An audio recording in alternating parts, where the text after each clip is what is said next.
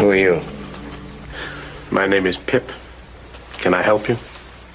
How do you know my name? It's my job to know everything about you. You a cop? No.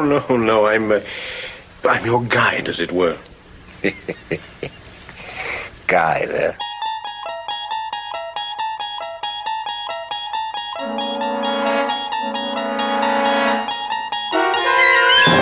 Hello, and welcome to the Twilight Zone, the internet's third most popular Twilight Zone podcast. I'm joined this week by my co-host, Fred. How you doing, Fred? I'm good. Do you know what you just said? I do. Okay. What did I say? No, wait. I was trying to say what you wanted me to say, but I probably screwed it up because I was thinking too hard. Performance anxiety got to you. You said, welcome to the Twilight Zone, the internet's third most popular. I wish you'd said the internet's third most popular Twilight Pwn podcast. Man, I was so nervous to get it right. And I This is kind of like usually it takes us a few minutes before we pull a boner, but must be a land speed record. I hate to tell you, but I'm afraid this time you pulled a boner. Shoot. All right. It's been a while since I got to play the clip, so. By the way, speaking of that, a listener, Jay Spence, pointed out that we made a boner last week when we referred to the terrier in I Dream of Jeannie as a reference to JFK. It's actually a reference to FDR. The confusion came in that I think JFK had a Welsh terrier and FDR had a Scottish terrier or something. So, and you being the keen-eyed dog lover would definitely realize that. Exactly. So how's your South by going, brah? It's pretty intense, bro. I had a sick kid, and then my wife got sick, and now I'm recovering. So you might hear my throat is a little scratchy, but it was pretty crazy. Yeah, I hear that band's awesome. Right? Yeah. We should have. Hard to put on a T-shirt, but they've got a great sound. Yeah, exactly. But one thing everyone's not sick of is our ongoing but soon to be ended pledge drive. Right, exactly right. We're hosting a pledge drive to raise funds to cover the cost of producing the podcast. Mm-hmm. It costs about most people don't know, but I fly out to New York once a week so we can get into the studio and record these casts. That adds up a little bit over the years. Yeah, you look good tonight, John. I like the way that you're in the room with me right now. Oh, Fred, you and your hand gestures. Yeah, exactly. Anyway, we're asking that if you've been enjoying the cast, you head over to twilightpwn.tumblr.com, and there's a PayPal link there, and give whatever you're comfortable with. And if you donate within the next week, up until our 100th episode next Thursday, you'll get a fabulous prize. And John, what is that prize? 2 prizes. There are two tiers. So at the, devoted fan level, if you give from $1 to $9.99, you will receive a advanced download of our discussion on the episode Nick of Time. We will eventually release that probably in a couple months, but many months. You can get it early. Not just a couple months. At least 3 or 4, 5 or 6 even, maybe. Probably, in the next few years, you'll see it out there in the black markets. Yeah. But if you want to give us $10 or more, $10 is the floor of the next tier, not the ceiling. You can go as high as you please. Then you will get the exclusive Too Hot for iTunes director's cut of our Nick of Time discussion. Yeah. Some listeners have written in and said it is too raw, so think carefully before you donate. Exactly. It's not for everybody. Cool. All right, well, with business out of the way, let's move on to the joy that is this week's episode, which is... A nice place to visit. This was a first season episode, the 28th of the production run. It aired originally on April 15th, 1960. Portrait of a man at work. The only work he's ever done. The only work he knows. His name is Henry Francis Valentine, but he calls himself Rocky, because that's the way his life has been. Rocky and perilous and uphill at a dead run all the way. He's tired now. Tired of running or wanting, of waiting for the breaks that come to others but never to him. Never to Rocky Valentine. A scared, angry little man. He thinks it's all over now, but he's wrong. For Rocky Valentine, it's just the beginning. In the Twilight Zone. Yes. So we like to do our own Serling-style intros. I feel like you're up. Okay, good. Want to get this over with. This is always a good sign when you're excited to do it first. Well, you know my methods when the ideas won't come. Okay. This one, I contemplated this as well. Let's just see if you chose the same song. Dearly beloved, we are gathered here today to get through this thing called life. Electric word life, it means forever, and that's a mighty long time. But I'm here to tell you there's something else. The afterworld. For Mr. Henry Francis Rocky Valentine, that means a world of never-ending happiness. You can always hit the casinos, day or night. So when you call up that pip with the $50 bills, you know the one, Mr. My Hair is Exceedingly All White. Instead of asking him, how did you get in this place, ask him, where exactly is this space, baby? 'Cause in this life, things are much harder than in the afterworld. In this life, you're on the zone. The Twilight Zone. Nice. See, I was going to go with Rocky Raccoon. So that just ended up like, it made it hard to do my Serling. It never sounded like Prince. Yeah. I'm sure that... You basically just sounded kind of like a hesitant John. Yeah, sorry everyone for that. Not exactly sure I'm going to pick up the slack. Let's just dive right in here. With an uncouth manner and a tendency towards tasteless ties, Rocky Valentine would make a Rocky Valentine indeed. Thankfully for the ladies of this plane of existence, he won't live to see another February 14th. Rocky's cased his last joint, heisted his last jewel, and fired hot lead at his last dirty screw. Now he's headed to the afterlife that starts with the letters H and E. Whether it's double hockey sticks or Evan in Rocky's future is an elusive and enigmatic mystery. Actually, it's not, but try and pretend it is for the next 20 minutes if you can. Thanks. This is the Twilight Zone. Yeah, you know, we're just really caught up in this pledge drive. Exactly. You know, managing an army of interns and all the people on the phones. Priorities. Anyway, this is a first season episode. It's available on Netflix and Hulu and YouTube. So check it out before we get going if spoilers are an issue, because we are about to provide you with the steaming hot plate of spoilers as we run down the plot, which begins with a crime in progress. Our protagonist, Henry Francis Valentine, alias Rocky, is robbing a pawn shop. His mistake, of course, was not having a ventriloquist dummy along as lookout, and the fuzz shows up. And then we get a quick chase scene. And did you notice how, as he's running out of the jewelry store, he's just held up, like the cops just start shooting right away? Like, yeah, there's no, I figured, like, it was a simpler time. Yeah, exactly. A more innocent time. Yeah, it wasn't really police brutality back then. It was just a job well done. Exactly. They corner Rocky in an alley, and then it's when you really open fire. Yeah, exactly.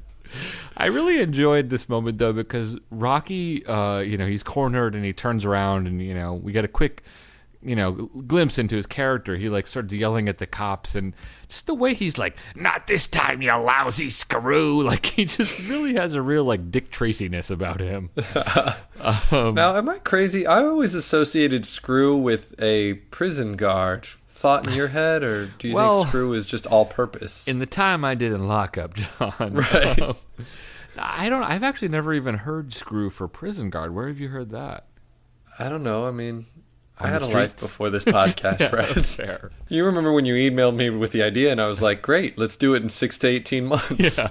Anyway, I will say that this whole sequence beginning, and probably kind of throughout, this episode is just much more cinematic than a lot of the episodes we've dealt with. I feel like there was a very strong attention to detail to not only the shadows in the opening sequence, but then the whole chase thing. It just felt like they really... Well, I feel like it was the first season, you know what I mean? Yeah, and totally. I wonder, does Graham's address, were the budgets just significantly larger to begin with? They were. In the first season, I think, Rod had a little bit more carte blanche, and, it was before, let's sit an entire episode in a dingy hotel room. Actually, let's sit 3 episodes there. Right. So I think that the episodes do feel a little bit more wide scope. Rocky attempts to make good his escape from the lousy screws, but he fails and he gets shot. And that's when we get Serling's intro. Serling's just there with a sidearm, just unloading into Rocky. Yeah, I couldn't help it. I was here. Anyway, when Rocky wakes up, apparently Tom Wolfe has put on a little weight because a man was wondering who was going to make the first Tom Wolfe comment. One of us had to do it. Anyway, a pudgy man in a white suit, wakes up Rocky, and he introduces himself as Pip, and he's going to be, as he puts it, Rocky's guide and to tend to his comfort. It isn't a wallet you want, is it? Hmm? No. It's money.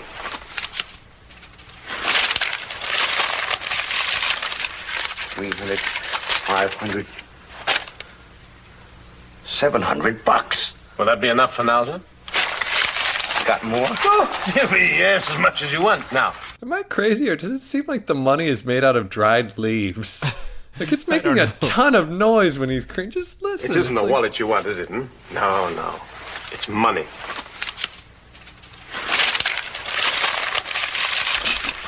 The Foley guy's getting paid, I don't know. I feel like sometimes, is that some kind of, Dutch kroner that's just made out of... I don't know. I mean, we do later find out that Pip's from the afterlife, so maybe it's, direct from the mint or something like that. Yeah, I don't know. It is... Those are crisp. That is crisp $50 bills. Anyway, Rocky's picking up what Pip's putting down, 700 bones, and... Inflation. Calculation. Did I catch you off guard, Fred? Are you ready? Why would we care about this, John? You don't like come Brendan on. Lee. Anytime there's a monetary value, that's not important for this episode, John. Why would we why would we waste a jingle on this, John? Oh, Fred, caught in your own web of inflation calculations. No, I very deliberately didn't do it because I got slack last week. Mm-hmm. It's not real money. It doesn't matter. Well, everyone knows that the afterworld has been experiencing stagflation for the last 30 years anyway, so... A lot of people just go over into the afterlife and do all their Christmas shopping, then come back. Just go into purgatory, go to the outlet malls. Exactly. Yeah, so did you do it? No, I just wanted to see you score. Okay. So Rocky, in search of more incredibly crisp money, heads after Pip. And next stop on this little tour is a luxurious hotel room that apparently he's designed for Rocky. Mm-hmm. And they have a nice little house hunters bit where Rocky sort of wanders through the room and critiques the decor, but eventually settles on it. I actually thought I kind of felt it was more like an MTV Cribs vibe, especially when he sees the bed and starts really giggling and stuff. That's the classic Cribs moment. Yeah, it would have been amazing if he'd been like, and this is where the magic happens, or yeah, totally. Yeah, I don't know. Yeah, or maybe Ashton like Kutcher's Lifestyles just lounging on a couch for some reason. Yeah, exactly. There's just like a room full of sneakers. So eventually, Rocky starts wanting to know what he's got to do to get this swank pad. He thinks he's gonna, have to commit some crime for Pip, and he starts grilling Pip, but Pip plays it a little coy. Mm-hmm. And he just keeps giving Rocky stuff. And the next thing he gets him is some new clothes, some new threads. Then we get the big reveal after the makeover. And Rocky just wows the judges with his new fashion-forward getup. So after he's all dolled up, Rocky's hungry. So Pip's going to give him a little steak dinner. But being suspicious, Rocky asks Pip to try it first. And Rocky operates on like a real hair trigger because as soon as Pip is like, I'm not hungry, he just shoots him. Did you feel like they didn't even try to build up to that at all? I know they got to get the they're episode trying to going. show what a bad guy he is, but impulsive. Yeah, he certainly is. So Rocky starts shooting Pip. The bullets have no effect. Yeah, there's a cute little sequence too here where he shoots him point blank in the head. Yeah. And it kind of somehow misses him and hits the lamp next to him. You can tell how they did it. It's split screen effect, and it's cute but a little sad because the gun goes off and the lamp doesn't really break as quickly as one would hope for the effect to really work. It's not like 3 seconds late, but the bullet kind of saunters over to the lamp. Exactly.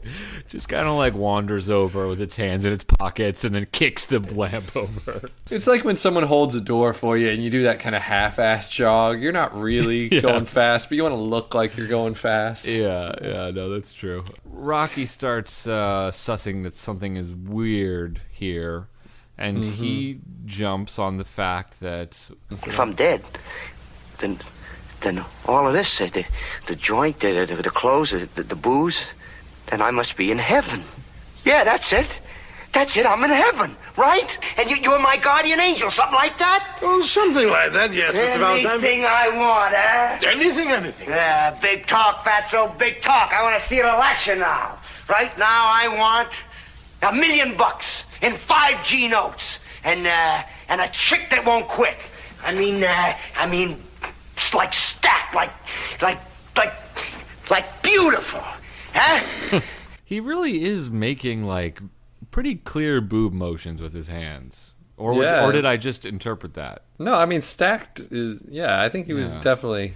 I just, my feeling was that, like, he just calibrated his hand motions to be vague enough that, like, maybe they were breasts, or maybe just her beauty was immense and round and near her sternum. I don't know. I'm sure there was, like, a standards in practice person who was, you know, just like, no, he's curving the hands a little too much inward. I don't know. That struck me as, like, a very explicit moment for a Twilight Zone episode. Yeah, I believe there actually is some trivia on that standards in practice did think they were really pushing it. Practices asked that they not refer to her as a broad, really stacked, really stacked, and they stuck to their guns on that one. It's weird that, like, because I read that trivia too, and it was like they asked them to take out the mention of stacked, right? And I love that, like, that's the thing that, like, Serling really stuck to. It's like, no, he has to say stacked. Obsolete. He'll bend on obsolete. tea versus coffee, but not stacked ladies. Yeah, exactly. Man's got to have a code. Exactly. Anyway, Rocky opens up a drawer to find the $1 million. And the Twilight Zone's unbroken gender politics streaks continues when a sexy dame kind of mambos into the room, and we get the ba-dum music. Well, but it's more appropriate here since this guy's supposed to be a criminal sleaze, not like, Don't get me wrong. the competent guy at the office. We're head and shoulders above I Dream of Jeannie. That's not very high. We're still like ground level. But we're still in the gutter, but exactly. We're not reveling in the muck. Yeah. So next up in Rocky's little wish fulfillment tour, they're in a fancy casino, and he's winning like crazy at roulette with a bunch of stacked dames around him. I do enjoy when Rocky's like, I won 40 grand. Is Rocky hot or is Rocky hot? And Pip is like, oh, Rocky's hot. Like, I don't know. Had you seen this episode before? I had not. Okay. Obviously you kind of knew where this is going, right? I was baffled. I was like, are the cops still on his trail? Yeah. What's happening now? Why would he say he's hot? That seems strange. I mean, you know where this is going. I actually didn't catch that. Oh, really? Oh, so subtle innuendo. Really? Though. You didn't get that? It's only now that you're saying, and I think you even mentioned it like 80 episodes back, and I still forgot about it.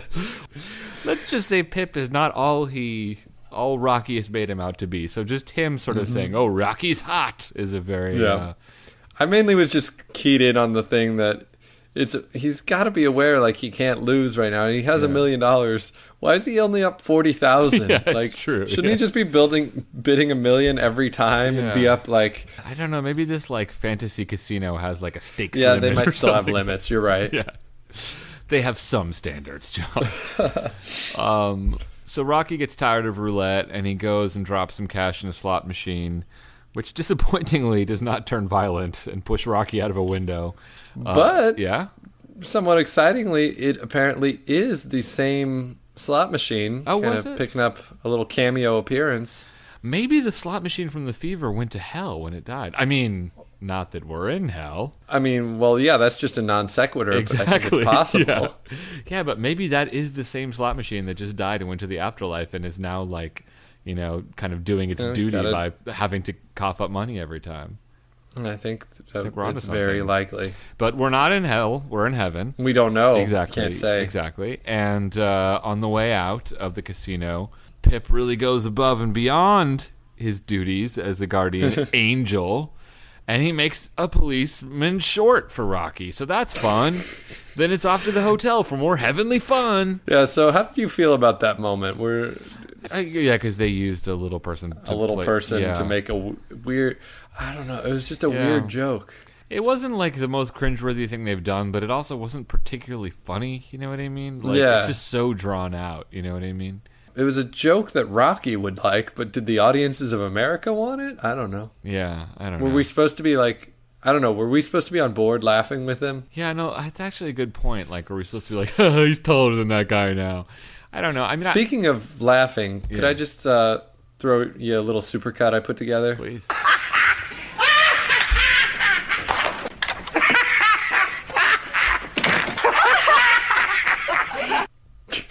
Is that the collected laughs of Rocky Valentine? Volume 1, yes. Number 1 album in 1962. Yeah, no, it was cool. We've seen this actor before in Showdown with Rance McGrew. I actually thought it was pretty cool to see his range, if you will, because he's playing a very different... Rance was a pretty kind of cool, dry character, and this guy is just... bam, out there, larger than life. So it was pretty fun. He even hit some of the, like, in this episode, he says something like, everybody's like, rush, rush, rush, and Rance McGrew. He had that same beat. I noticed that. Yeah. When they get back to the hotel, Rocky's got a request for Pip. Hey, Fat, how about tomorrow we look up some of my old buddies, huh? Like Matt Gorman, Fink Mitchell, Silky Armstrong, huh? What's the matter? They didn't make it? No, it's not that, Mr. Valentine. It's, well, it's rather difficult to explain, really. You see, all of this, it's your own private domain. It was made, especially for you alone. Oh, well, what about them? You mean they're props, like in a movie? In a sense, yes. Everything here is, except, of course, you and me. And so Rocky starts kind of wondering, what'd he do to get so How come they let me in here, huh? I thought this was only for, like, school teachers and like that. Oh, we have some school teachers here. And well, it must have been something real good I'd done sometime, something that made up for everything else, huh? Yeah, that's it. But what? Yeah, roundabout now, I think, was maybe where I started feeling like the major or the colonel from 5 Characters in Search of an Exit. Yeah. Ladies and gentlemen. It is my pleasure to announce that I have come to a conclusion about the twist of this episode. What do you think it's like when you die? Is it awkward to, like, look up an old pal, like Rocky asked? Like, I would think, But what if they didn't make it into the same afterlife as you? Is that a bit of a faux pas to ring them up and say, hey, do you want to meet on Cloud 6? And maybe you'd ask for, like, the phone book. Like, maybe there's a discreet way. It'd be like, maybe it's like in their Facebook.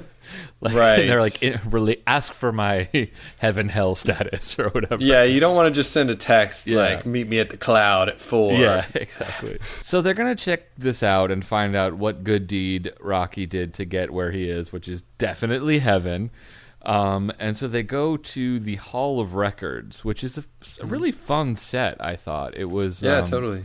Like a big sort of marble staircase leading up to these file cabinets, which are set against a backdrop of clouds.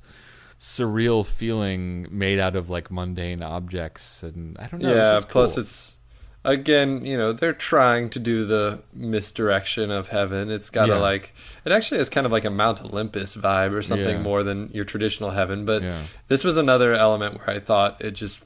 And kind of the casino, too. There's just all these elements that feel a lot bigger than some of the episodes we've been watching recently. Yeah. So, although, you'd never have this now because heaven has digitized its records. So yeah, it would just be a computer long process, terminal. But you just know hell's still paper. Yeah, exactly. It's just such a pain in the ass. So they start looking through the V cabinet to find Henry Valentine's file or Rocky Valentine's file.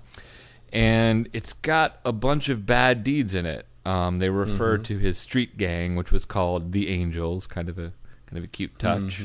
But he doesn't think too much of it, lets it go, and decides to head back to the casino. Yep, mystery solved. Exactly.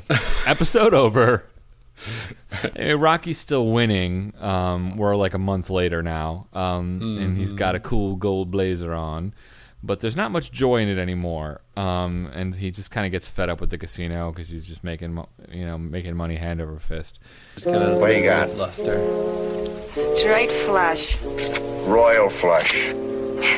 You win again, Mr. Valentine. Yeah, I know. That's all I ever do in this nutty joint is win, win, win. Yeah, there it is. Yeah, There it is. Rush, That's the rush, classic rush. Larry Blyden triple. yeah, exactly. It's at this point that there's a very clear suggestion of one of the women being like, "Is there anything else we can do?" And Rocky's fed up of even that. After a month with the same 3 women. I mean, frankly, who can blame him? He's getting a little annoyed with it all. Been there. Yeah. And who hasn't been in a polyamorous relationship they haven't been sick of after a month? Anyway, so Rocky calls Pip up and he bitches to him about being bored. He's been there a month. There's no kicks. Rocky explains, winning at the casino, making it with these chicks, it doesn't really mean anything if it's all preordained, to go in his favor. And Pip is explaining to him that he can arrange to sometimes lose and sometimes not do well with the chicks, but Rocky kind of is having none of it. And finally he decides, you know what, I'm not where I should be. I shouldn't be in heaven. I should go to the other place. And then, oh boy. I don't think I belong here. I don't think I fit in. Oh, nonsense. Of course you do. Oh, no, I mean it. It's just somebody must have goofed. If I gotta stay here another day, I'm gonna go nuts. Look, I don't belong in heaven, see? I want to go to the other place. Heaven? Whatever gave you the idea you were in heaven, Mr. Valentine? This is the other place.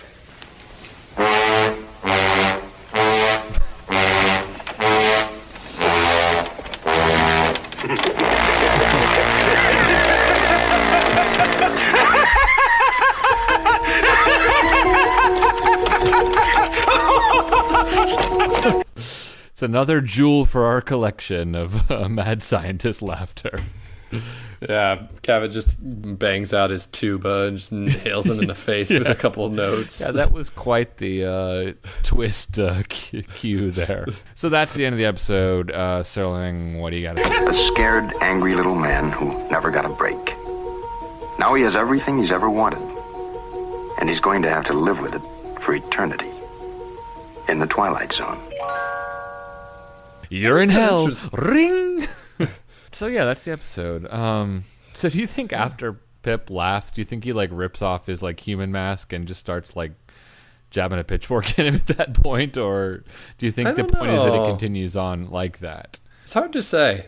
It's kind of hard to say. Is the hell gonna stay fixed, or do people grow over time and they need different hells to really kind of play to their strengths? Well, it kind of made me wonder, okay, so if this is hell, then is heaven just basically like Earth where you have to work and you don't win at the casino and there's no orgies with dames? Kind of has that groundhog vibe of you're gonna just end up in the same rut day after day, but I guess I feel like they'd have to change it in some way so that, because eventually you'd think you'd maybe find a way to cope. I don't know. Well, it's sort of interesting because the episode makes a good point, which is just that getting everything you want and having no struggle is hellish, which I agree. Sometimes in life you find yourself it's empty. It's empty. I don't know if it's hellish. Yeah, well, and if you're a superficial, if you're a Larry or a Rocky kind of person, I don't know. Maybe you would get fed up with it, but I don't know. I feel like it would take a lot longer than a couple months. It's a clever idea for what hell could be, but I would probably choose this over eternal fire and crows pecking out my eyeballs. You know what I mean? Yeah, it's if hell is just kind of boring and annoying, I would take it. Yeah, that's that's, Dante didn't really discuss just the peeving part of hell. I mean, it's more than that. I think the concept of anything stretched out over an eternity is kind of hellish in a way, if you think about it. Of course. I feel like your brain would eventually just go crazy enough and you'd figure out a way to deal with it. I don't know. It's hard to tell. No, I mean, I'm guessing with hell they'd always have a workaround. Yeah. They probably got a genie on the line exactly. to make sure. Subcontracted. Not 100% knowing where the episode was going, though, feeling pretty confident. Yeah. When he was at the roulette table, I did think to myself, what's the fun of roulette or like any gambling if you know you're going to win every single time? That was, about 10 minutes before we got to the end. So I felt mildly good with myself and figuring out what the hell was going on. What the hell was going on? Yes, nice. Exactly. Although you did miss the, you're hot now, buddy. I did. Yeah. This did remind me, though, of, I wonder, it's kind of the thing of, I'm not sure if Rocky's the kind of person that this would really bother. I have a good friend from high school, and I remember one time we were sitting playing video games. We were playing basketball video game, and he turned off all the fouls, and I think he was playing against the computer, and all he did was he just kept, like, hard fouling, like knocking the guy over, grabbing the ball, and then, like, laying it in the basket over and over. And he was winning, like 100-3. And I was like, is that even fun? He's like, yeah, I'm killing him. Yeah. And so I think there's some people who would be okay. Yeah, they'd accept the situation and thrive. What we doing next? Bios and trivia. Bios and trivia. Bios and trivia. Yeah. Scott, Zickery, Martin Grams Jr., Zickery and Grams, and IMDb. Mickey Rooney was the first choice to play Valentine, but interestingly, in a memo to Rod Serling, Charles Beaumont, the writer of this episode, actually suggested that if Rooney was unavailable, Serling himself considered playing the part. Yeah, Serling demurred, and Rooney was unavailable. Beaumont said it was a crazy idea, and Serling's first reaction, quote, would be one of rapid blinking and fantods. Have you ever heard that word? Fantods? I saw that, but I didn't know what it meant. You didn't bother to look it up? I was busy not looking up the inflation calculation.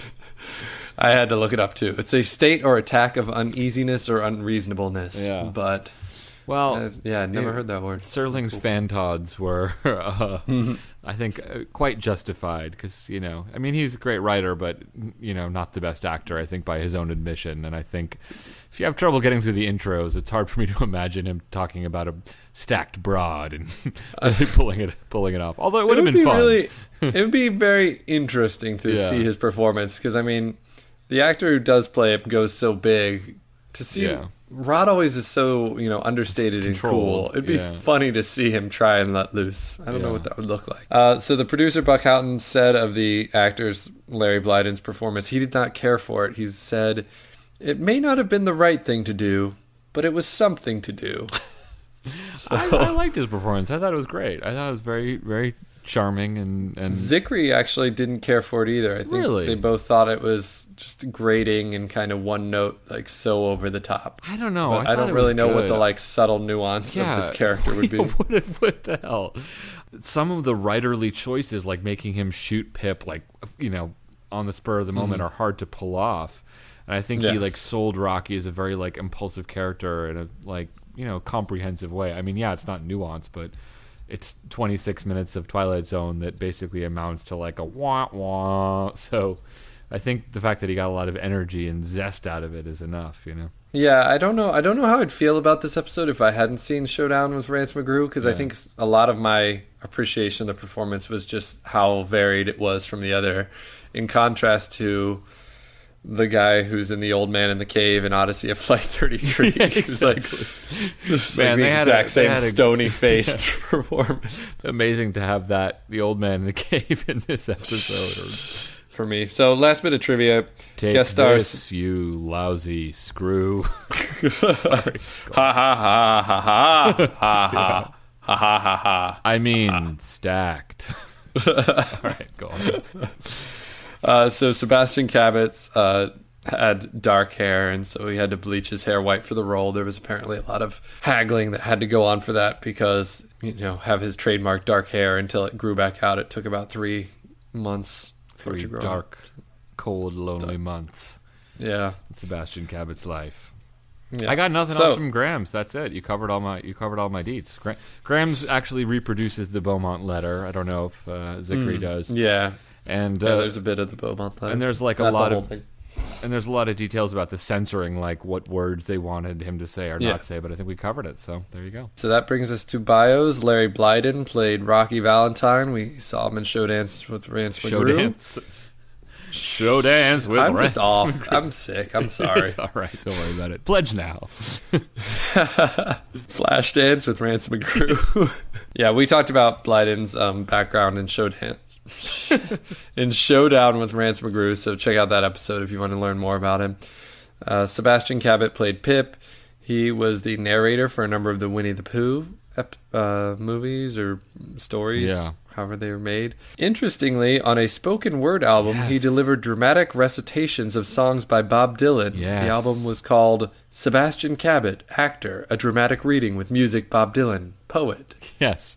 Fred, you probably have this album or have sampled it at some point. Are you accusing me of... It's funny because I actually do have the album. Is that making I'm fun? accusing you of liking music esoterica. So. I do have that album, and it's incredibly funny, and I will definitely be putting a clip of it at the end. I have to shout out to Tom Elliott of the Twilight Zone podcast, because he did beat us to the punch of playing a clip from Sebastian Cabot doing his version of Like a Rolling Stone, which is one of the funniest things you'll ever hear. So shout out to Tom, but I am going to play that clip at the end of the episode, so stay tuned. So Sebastian Cabot's probably best known for playing the role of the butler on Family Affair, a show that for us younger people is not well remembered, but I'm sure was beloved at a certain time. Sure. So, yeah. Sandra Warner was uncredited as one of the casino girls. She was also in the Twilight Zone episode The Dummy. It was written by Charles Beaumont, and it was directed by John Brom, who did a number of episodes. We've talked about him several times in the past. And that brings us to the... MST3K. So we like to find connections between Mystery Science Theater 3000 and the Twilight Zone. What do we got this week, John? I'm not 100% sure if I used this one before. I think I might have, but I don't remember. This person, John Close, the actor, was uncredited as a guard in Shadow Play, and I don't remember if I relied on him then. He was in a number of MST3K episodes. He was in the movies The Slime People, The Rebel Set, Beginning of the End, and The Deadly Mantis. Damn. I don't remember reading one who had that many, so right. I don't think I did it, but there you go. All right, so what does IMDb say ratings-wise? Gives it an 8.0. Pretty darn good. Pretty high. I don't know. I feel like people are wrong. Like, it's not a bad episode. I enjoy it because it really commits to the premise, but it's just so simplistic. It's hard to like feel too positive about it. The things that are positive for me are, overall, I think it has a cinematic scope, which is nice. It's got a well complete directed. world, which is nice. The performances of both Cabot and Blyden, I think, are well done. The script is obviously a bit weak, so I don't know. I mean, it's got a twist. Yeah, no, it does. It does have a twist. Yeah. Technically, there is a twist there, you know? Yeah, I mean, I don't think it's bad. The twist makes logical sense within the framework of the episode. It's better than I Dream of Jeannie. that is firmly established. Yeah, that might be the problem. We're just coming right off that. Suddenly things like, 8's for everybody. Yeah, I mean, don't get me wrong. I think it's actually an enjoyable, fun episode. It's just, it's not an 8. So I think it's like 6+ or something, or maybe 7-. Like, it's not like anything special in terms of idea, but it's just well executed and kind of fun. It's like a fun jaunt. Yeah, I was thinking like an even 7. I feel like that's a good spot for just like a good Twilight Zone episode. You know, you enjoy it. It's a good episode. You could come back and watch it again. There's some stuff to like about it. You know, it's not perfect by any stretch. Mainly held back, I think, because it's just a little heavy-handed and obvious, but it's still good. All right, well, still had a good time. I feel like I always come in above you, so this time I'm going to relish coming in a little bit below you and give it a 7-. Credibility restored. Totally. All right, that wraps it up for A Nice Place to Visit. We had a nice visit to it. Thank you to whoever requested it. Mark. Next week will be our 100th episode, which means the end of the pledge drive.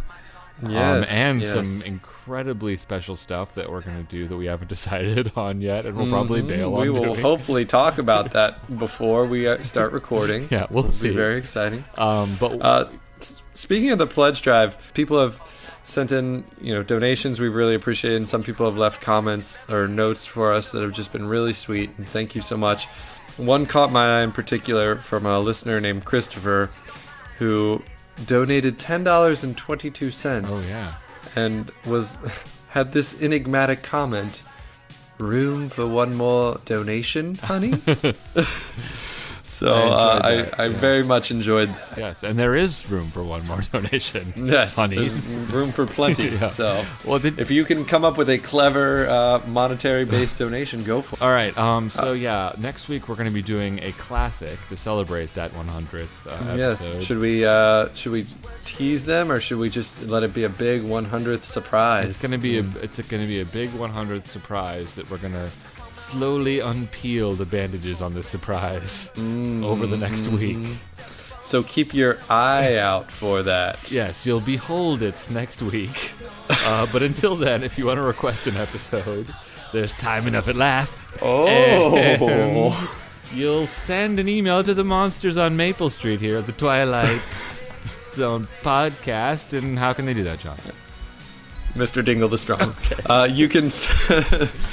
You can send us an email at twilightpwn@gmail.com. You can get in touch with us on Twitter at twilightpwn. You can check out our website, twilightpwn.tumblr.com, where we have the donate link for the pledge drive.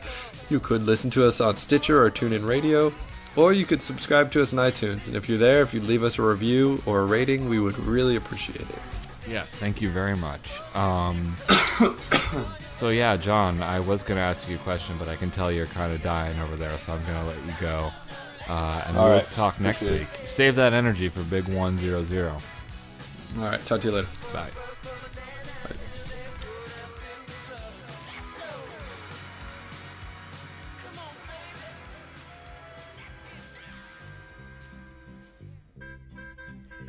Once upon a time, you dressed so fine. You threw the bums a dime in your prime, didn't you?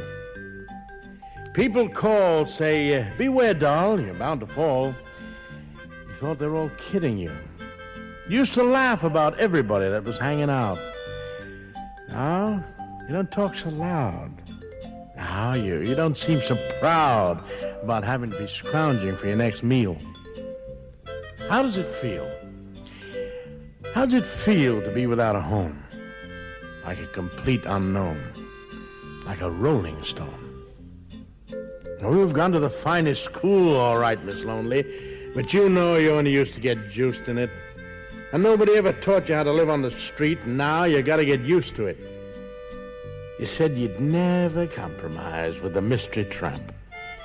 But now you realize he ain't selling any alibis as you stare into the vacuum of his eyes and ask him, you want to make a deal? How's it feel? How does it feel to be without a home, like a complete unknown, like a rolling stone? You never turned round to see the frowns on the jugglers and the clowns when they all came down and did tricks for you? Never understood that it ain't no good. You should let other people get your kicks for you. You used to ride on the chrome horse with your diplomat who carried on his shoulder a Siamese cat. Ain't it hard when you discover that he really wasn't where it's at after he took from you everything he could steal? How does it feel? Huh? How does it feel to be without a home like a complete unknown?